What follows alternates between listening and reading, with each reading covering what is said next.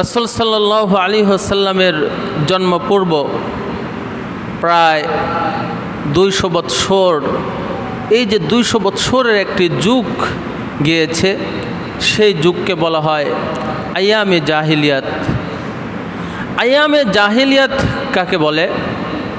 আমরা জানি যে জাহেল এটা আরবি শব্দ, জাহেল অর্থ মূর্খ, অজ্ঞ।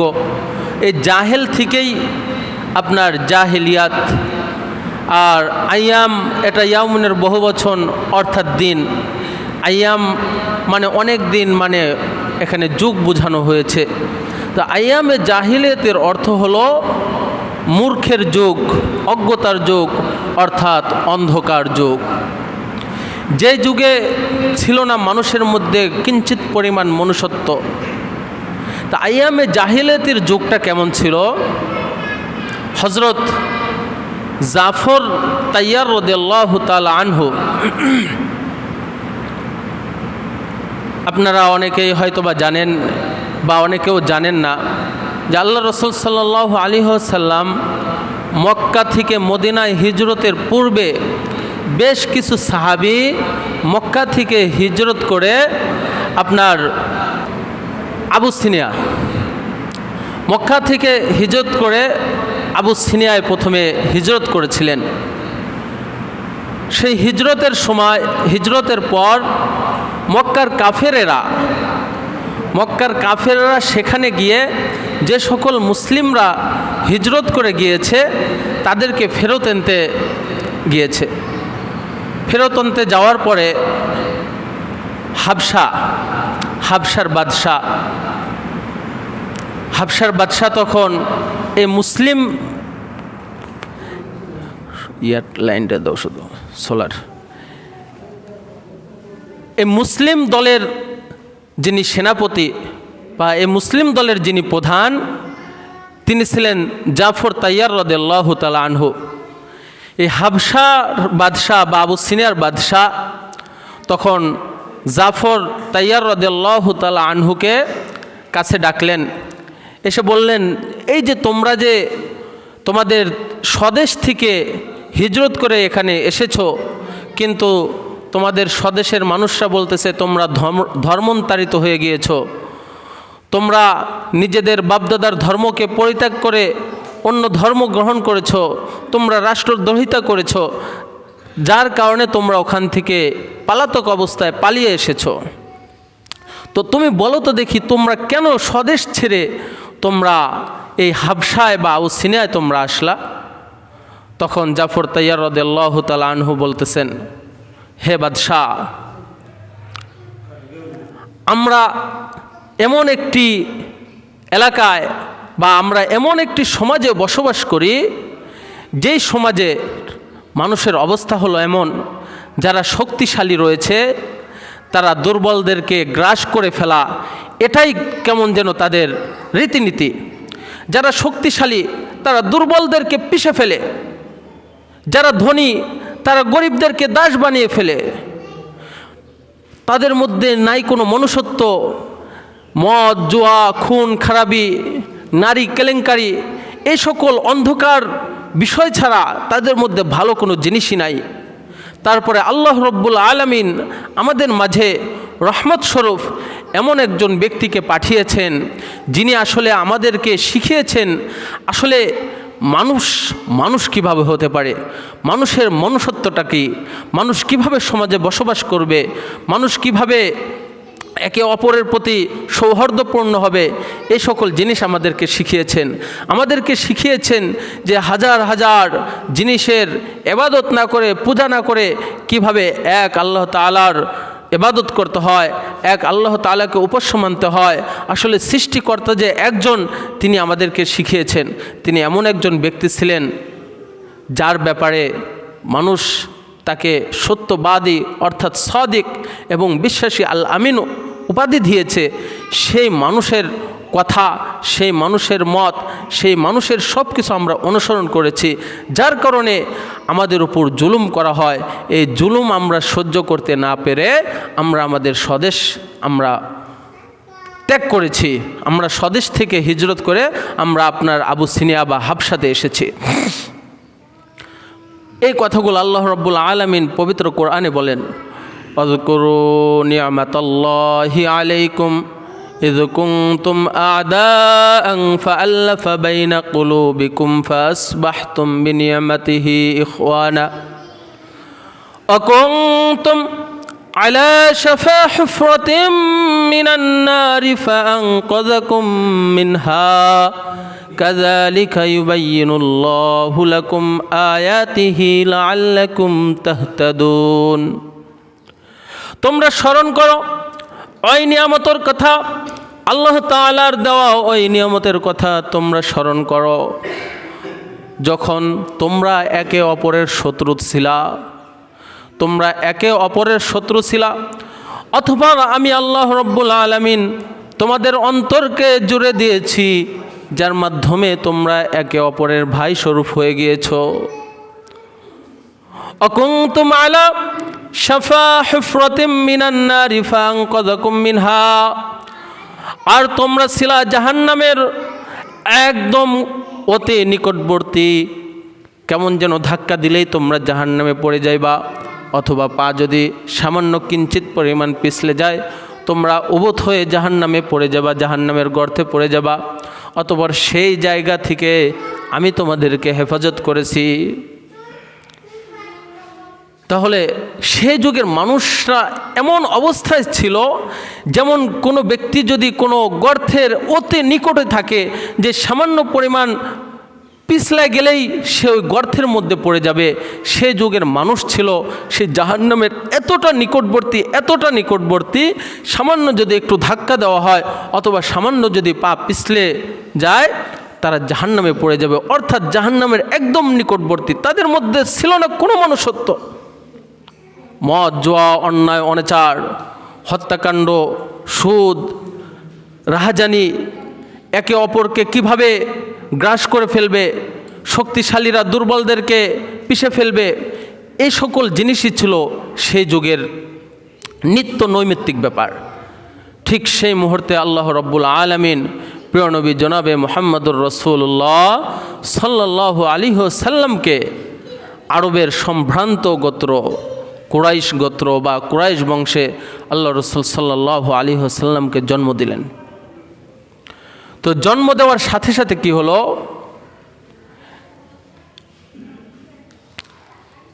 আল্লাহ রাসূল সাল্লাল্লাহু আলাইহি ওয়াসাল্লামের বাবা জন্মের পূর্বেই ব্যবসার উদ্দেশ্যে রওনা হয়ে তিনি প্রতিমধ্যে ইন্তেকাল করেন।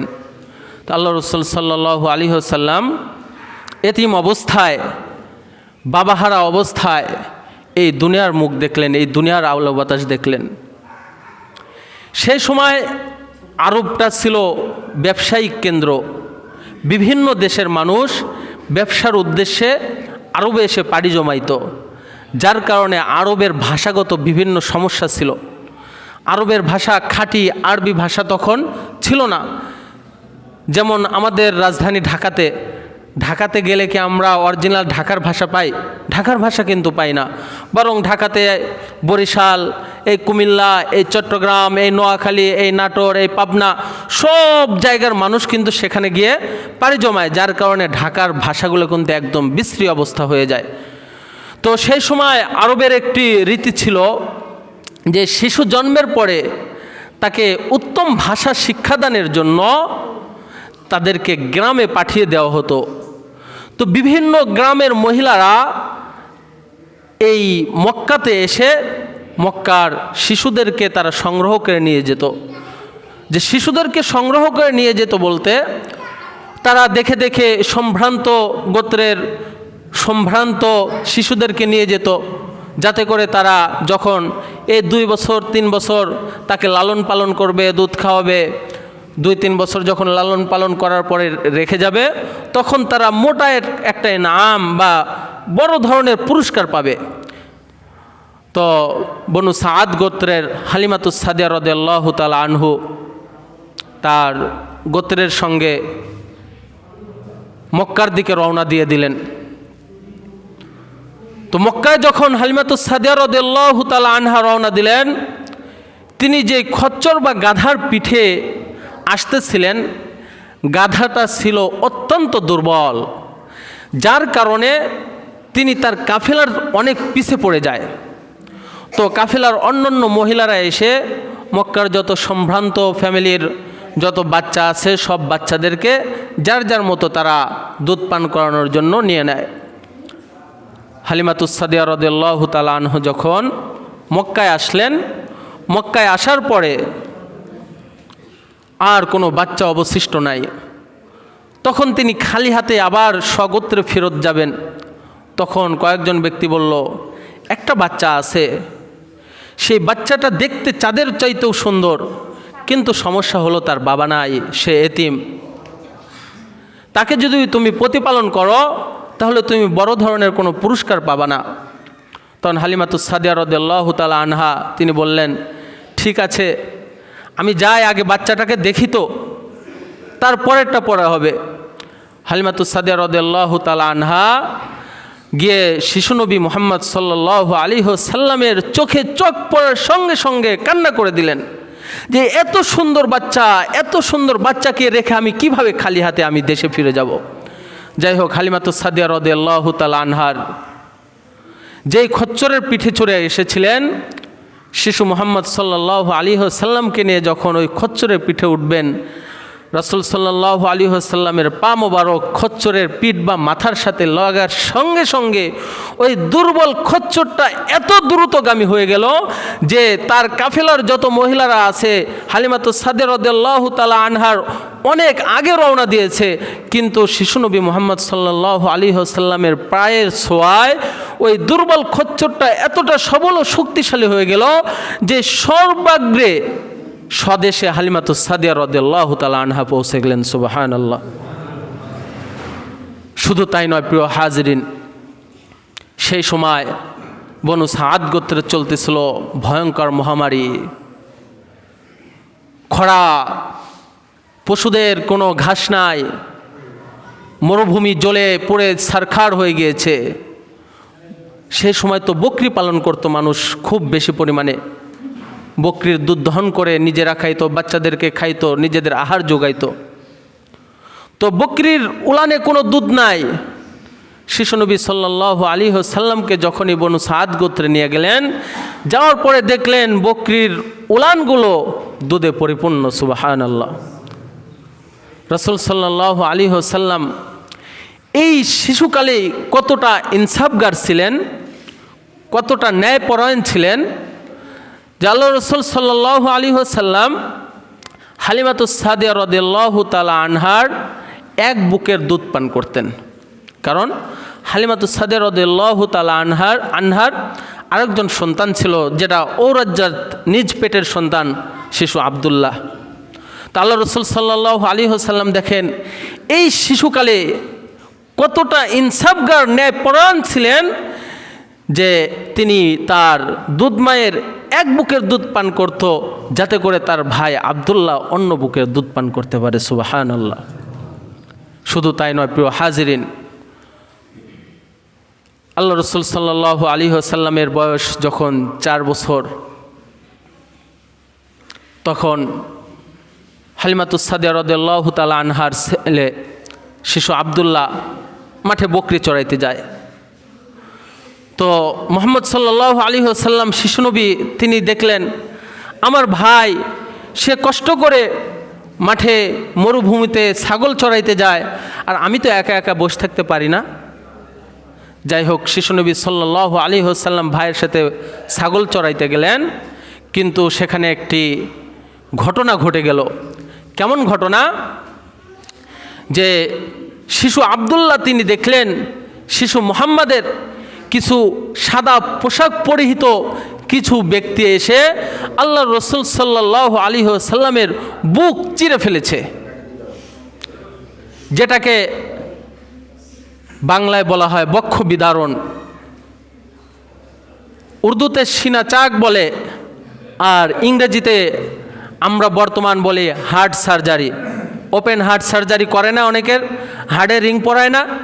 এই যে ওপেন হার্ট সার্জারি, এটা নতুন কোনো আবিষ্কার নয়, বরং শিশুনবী যখন ছোট ছিলেন সেই সময় আল্লাহ রাসূল সাল্লাল্লাহু আলাইহি ওয়াসাল্লামের ওপেন হার্ট সার্জারি করা হয়েছে।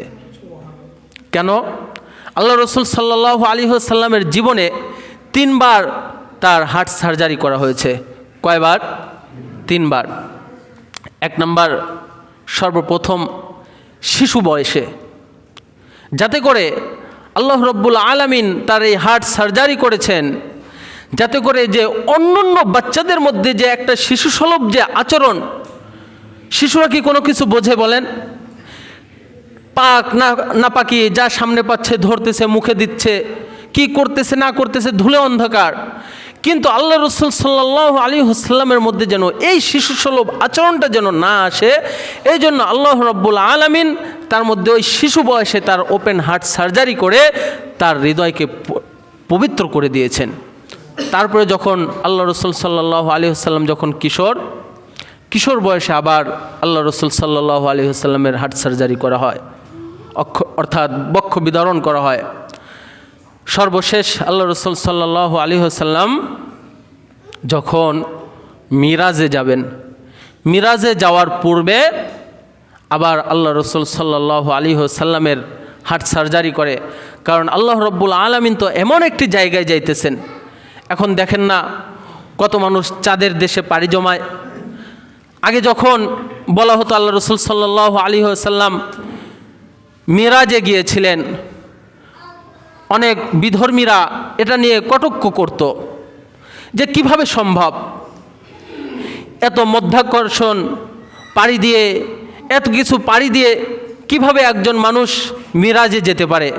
কিন্তু বর্তমান বোঝার জন্য অনেক সহজ হয়ে গিয়েছে না? অনেক কিন্তু সহজ। কত মানুষ চাঁদে মঙ্গলে পাড়ি জমাইতেছে না? যাই হোক, তো যাওয়ার পূর্বে, চাঁদে যাওয়ার পূর্বে কিন্তু যারা যায় তাদেরকে নিজেরা কিন্তু নিজেদের প্রস্তুতি নেয়, অনেক ইঞ্জেকশন পুশ করে, অনেক ট্যাবলেট খায়, যাতে করে এতদিন পর্যন্ত অনাহার থাকা অবস্থায় যাওয়া যায়। যাই হোক, আল্লাহ রসুল সাল্লাল্লাহু আলাইহি ওয়াসাল্লাম মিরাজে যাওয়ার পূর্বে আল্লাহ রসুল সাল্লাল্লাহু আলাইহি ওয়াসাল্লামের আবার বক্ষ বিদারণ করা হয়। তো সিনা থেকে সব রূহ সব কিছু বের করে ধোয়া হয়েছে কোন পানি দ্বারা জানেন? জান্নাতের পানি না, জমজমের পানি। তো আল্লাহ রসুল সাল্লাল্লাহু আলাইহি ওয়াসাল্লাম বলেন, এই জমজমের পানিটা জান্নাতের মধ্যে যে হাউজে কাউসারের পানি পান করানো হবে, যে পানি একবার পান করলে শত শত বৎসর আর মানুষ পিপাসিত হবে না, সেই পানির চাইতেও উত্তম পানি হলো জমজমের পানি। সুবহানাল্লাহ। এজন্য আল্লাহ রাব্বুল আলামিন যাদেরকে হজ করার তৌফিক দেন বা যারা হজ করেন, তাদের সরাসরি এই জমজমের পানি পান করার তৌফিক হয়। আমরা অনেকেই পান করি অনেক সময়, কিন্তু আমরা তো সরাসরি জমজমের পানিটা কিন্তু পাই না। দেখা গেছে 1 বোতল পানি আনলে তার মধ্যে কয়েক বালতি আরও মিক্স করে তাও আমরা বরকত স্বরূপ খাই, তাও আমাদের মধ্যে একটা তৃপ্তি লাগে। তো আল্লাহ রাব্বুল আলামিন আমাদেরকে হজ করার তৌফিক দান করুন, সকল বলি আমিন।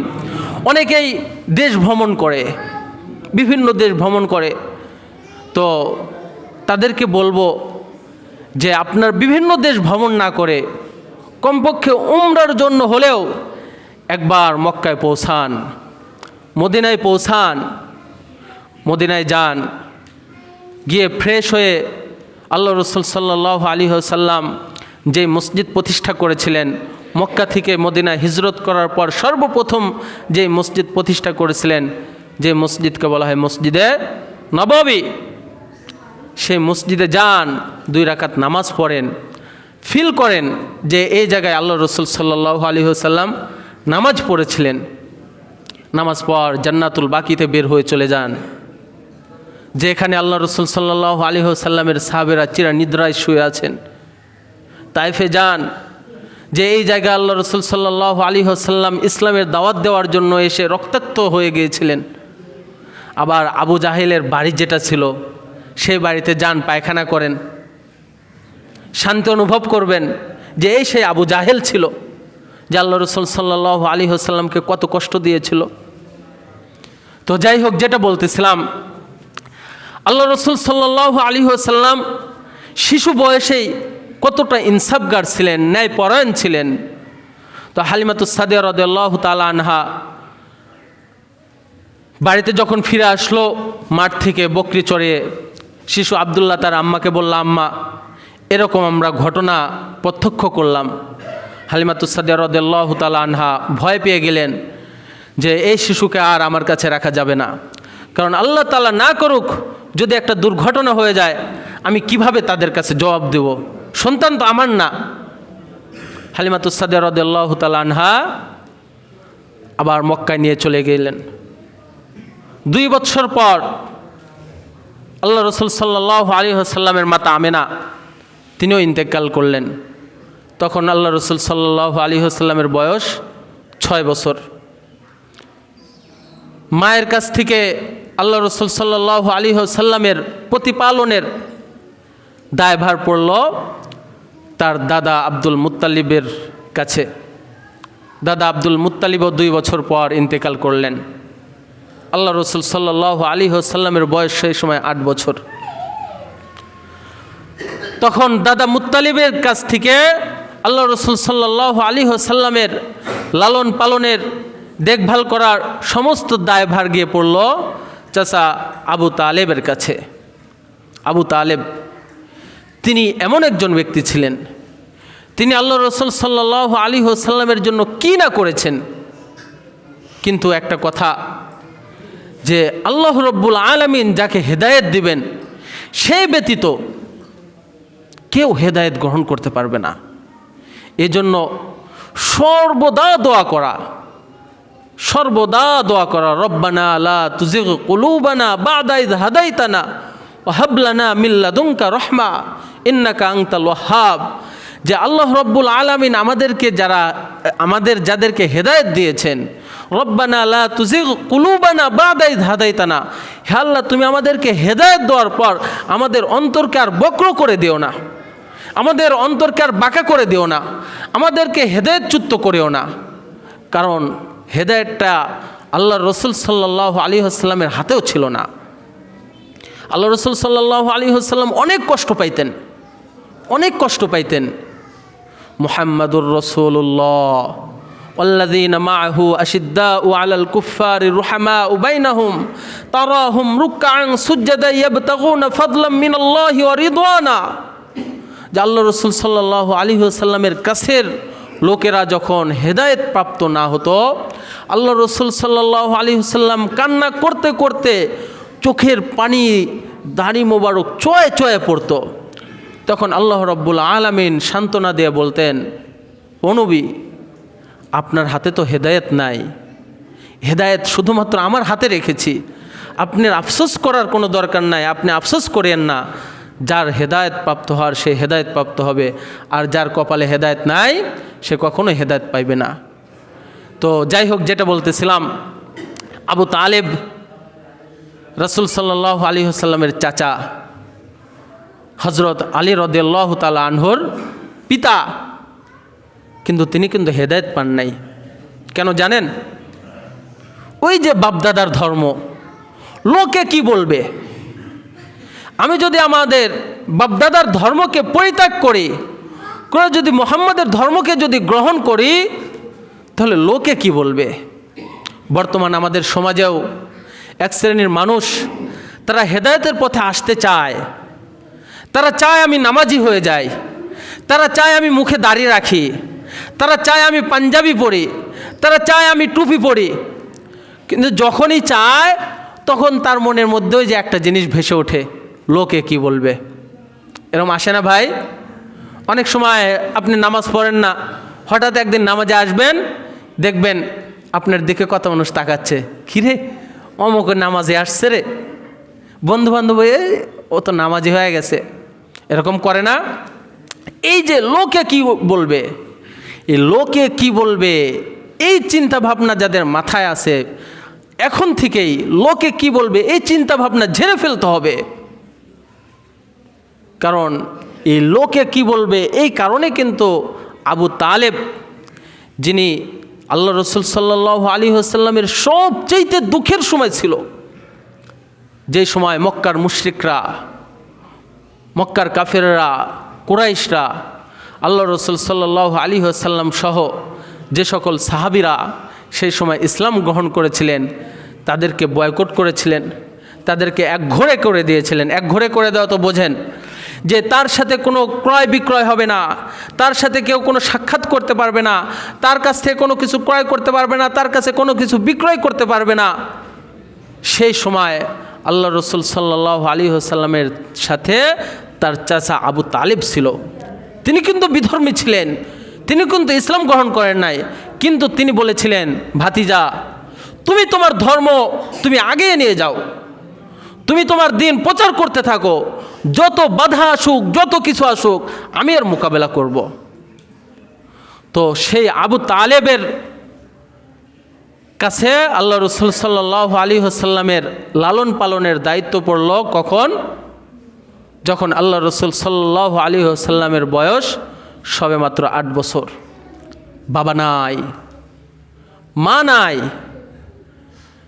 আপন ছিল দাদা, সে দাদাও নাই, একদম এতিম, একদম এতিম, চাচার কাছে মানুষ। তো আল্লাহ রসুল সাল্লাল্লাহু আলাইহি ওয়াসাল্লামের বয়স যখন 8, চাচার কাছে তিনি লালিত পালিত হচ্ছেন। চাচা ব্যবসার উদ্দেশ্যে রওনা দিয়েছেন যে আমি বসে থাকব, আমার চাচা একা একা ব্যবসার কাজ পরিচালনা করবে, একা একা কষ্ট করবে, আর আমি মুহাম্মদ আমি তো বসে থাকতে পারি না। আল্লাহ রসুল সাল্লাল্লাহু আলাইহি ওয়াসাল্লাম চাচার সঙ্গে ব্যবসার উদ্দেশ্যে রওনা দিলেন। প্রতিমধ্যে দুইটি দলের সঙ্গে, দুইটি কাফেলার সঙ্গে দেখা হলো। একটি ইহুদি দল, ওই ইহুদি দলের দলপতি যিনি ছিলেন উনি দেখার সঙ্গে সঙ্গে আল্লাহ রসুল সাল্লাল্লাহু আলাইহি ওয়াসাল্লামকে চিনে ফেললেন যে এই শিশুটি বড় হয়ে নবী হবে। সুবহানাল্লাহ। কারণ ইহুদিদের ধর্মগ্রন্থ কি তাওরাত, তাওরাতের যারা জ্ঞানী ছিল, যারা তাওরাতের পণ্ডিত ছিল, যেমন আমাদের পবিত্র কোরআনে মুসা আলাইহিস সালাম, ঈসা আলাইহিস সালাম, শুআইব আলাইহিস সালাম, খিজির আলাইহিস সালাম, ইয়াহইয়া আলাইহিস সালাম, ইব্রাহিম আলাইহিস সালাম, ইসমাইল আলাইহিস সালাম, সকল নবীদের ঘটনা আছে না? তো তাওরাতেও এরকম ভবিষ্যৎবাণী ছিল যে শেষ জামানায় এমন একজন শিশুর জন্মগ্রহণ করবে, যে শিশু ভবিষ্যতের নবী হবে, তার চেহারা এমন হবে, যাবতীয় একদম A to Z বর্ণনা তাওরাতে ছিল। যার কারণে ওই তাওরাতের যে পাদ্রী ছিল বুহাইরা, তিনি দেখার সঙ্গে সঙ্গে আল্লাহ রসুল সাল্লাল্লাহু আলাইহি ওয়াসাল্লামকে চিনে ফেললেন। চিনে ফেলানোর পর চাচা আবু তালেবকে বলল, তোমার ভাতিজাকে তুমি আর সামনে নিও না, কারণ তুমি যদি সামনে নিয়ে যাও সম্ভাবনা আছে সেখানকার ইহুদিরা তোমার ভাতিজাকে হত্যা করবে। কেন হত্যা করবে? অনেক কাহিনী। কারণ দেখেন বর্তমান ইহুদিরা কিন্তু অল্প কিছু সংখ্যক ইহুদি, কিন্তু তারা কিন্তু পুরা বিশ্ব শাসন করতেছে বলা চলে। এই পৃথিবীতে সবচাইতে অভিশপ্ত জাতি হলো ইহুদি জাতি। সবচাইতে অভিশপ্ত জাতি কোন জাতি? ইহুদি জাতি। এর কারণ হলো এই পৃথিবীর মধ্যে সবচাইতে নবী রাসূলকে হত্যা করেছেন ইহুদেরা। যাই হোক, অনেক কাহিনী আছে ইহুদিদের ঘটনা বলতে গেলে, এখন সময় নাই, এমনিও সময় শেষ। যেহেতু সামনে রবিউল আউয়াল মাস, আল্লাহ রসুল সাল্লাল্লাহু আলাইহি ওয়াসাল্লাম যেই বরকতপূর্ণ মাসে জন্মগ্রহণ করেন, রবিউল আউয়াল মাসের সোমবার দিন, তারিখ নিয়ে মতানৈক্য রয়েছে। আমরা অনেকেই ঈদে মিলাদুন্নবী উদযাপন করি, কিন্তু দেখেন 12 রবিউল আউয়ালে আল্লাহ রসুল সাল্লাল্লাহু আলাইহি ওয়াসাল্লাম জন্মগ্রহণ করেছেন কিনা এর মধ্যে মত পার্থক্য রয়েছে। কিন্তু 12 রবিউল আউয়ালে যে আল্লাহ রসুল সাল্লাল্লাহু আলাইহি ওয়াসাল্লাম মৃত্যুবরণ করেছেন এর মধ্যে কোনো কি নাই, মতানৈক্য নাই। কেন? একটা সাধারণ ছোট্ট উদাহরণ মনে করেন যে বেগম খালেদা জিয়া, ওনার জন্মদিন কবে, এটা নিয়ে মতানৈক্য থাকতে পারে। কারণ সেই সময়, যে সময় তিনি জন্মগ্রহণ করেছিলেন সেই সময় তো তিনি নেত্রী ছিলেন না, নেত্রী ছিলেন তিনি সাধারণ একজন শিশু বাচ্চা ছিল। কিন্তু যখন তিনি মৃত্যুবরণ করলেন তখন কিন্তু তিনি একজন দেশনায়ক ছিলেন, তিনি নেত্রী ছিলেন। যার কারণে তার মৃত্যু কত তারিখে হয়েছে এর মধ্যে কোনো কি থাকবে না, মতানৈক্য থাকবে না, ইতিহাস লিখে রাখবে। ঠিক তেমনইভাবে আল্লাহ রসুল সাল্লাল্লাহু আলাইহি ওয়াসাল্লাম যখন জন্মগ্রহণ করেন তিনি একজন সাধারণ শিশু ছিল, যার কারণে তার জন্মের তারিখ নিয়ে মতানৈক্য রয়েছে। কিন্তু যখন আল্লাহ রসুল সাল্লাল্লাহু আলাইহি ওয়াসাল্লাম মৃত্যুবরণ করেন তখন তিনি কি ছিলেন? নবী ছিলেন। আমরা যারা ঈদে মিলাদুন নবী উদযাপন করি, আল্লাহ রসুল সাল্লাল্লাহু আলাইহি ওয়াসাল্লামের জন্মের কারণে আমরা খুশি উদযাপন করি যেই দিনে, কিন্তু ওই দিনে জন্মগ্রহণ নাও হতে পারে, কিন্তু ওই দিনে যে মৃত্যুবরণ করেছেন সেই শোক তো আমরা পালন করি না। যাই হোক, ইনশাল্লাহ রবিউল আউয়াল মাস চলতেছে, ধারাবাহিকভাবে সিরাত, আল্লাহ রসুল সাল্লাল্লাহু আলাইহি ওয়াসাল্লামের সিরাত সম্পর্কে আলোচনা হবে। আজকে যতটুকু আলোচনা করতে পারলাম যে আল্লাহ রসুল সাল্লাল্লাহু আলাইহি ওয়াসাল্লামের শৈশবটা কীভাবে শুরু হয়েছিল, শৈশবকাল থেকে আল্লাহ রসুল সাল্লাল্লাহু আলাইহি ওয়াসাল্লাম কেমন ন্যায়পরায়ণ, কেমন ইনসাফগার ছিলেন। আল্লাহ রব্বুল আলামিন আমরা যারা বড় হয়ে গেছে আমাদের বাচ্চাদেরকে শৈশবকাল থেকেই ন্যায় নীতি এবং ইনসাফের শিক্ষা দান করার তৌফিক দান করুন। সকল বলি আমিন। ওয়া আখিরু দাওয়ানা আনিল হামদুলিল্লাহি রাব্বিল আলামিন।